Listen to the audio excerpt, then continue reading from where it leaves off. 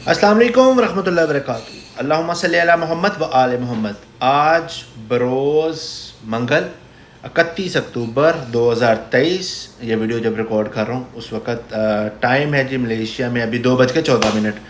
वैसे अभी एक वीडियो अभी नज़रों से गुजरी एक ग्रुप में आई हुई थी कि मलेशिया में पाबंदियाँ लग गई हैं जी, मलेशिया में रहने वालों के लिए हालात बड़े मुश्किल से मुश्किल तार हो गए। ऐसा कुछ भी नहीं है भाई।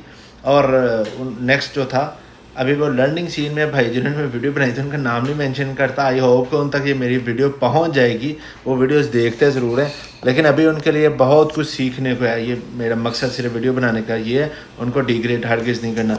भैया उन्होंने एक वीडियो बनाई कि मलेशिया में जब भी आप ग्रैब बुक करेंगे सबसे पहले आपसे क्वेश्चन होगा यू आर मलेशियन और फॉरनर, तो फिर आपने सेलेक्ट करना है कि आप मलेशियन और फॉरनर हो। फिर आपसे पूछा जाएगा कि आपके पास पासपोर्ट वीज़ा है, नहीं है तो आपको पुलिस अरेस्ट कर लेगी।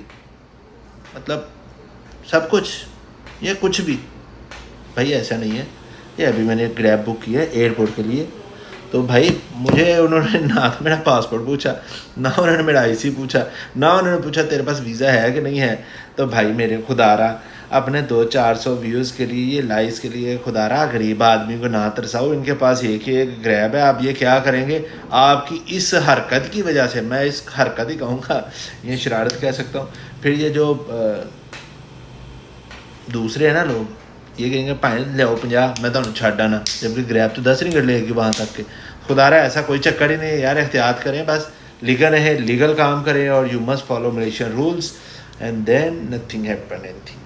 भाई खुदा दा वास्ता जी झूठ ना फैलाओ। मलेशिया कोई हालात भी नहीं बिगड़े दे, अल्लाह का शुक्र है, सब कुछ अमन शांति।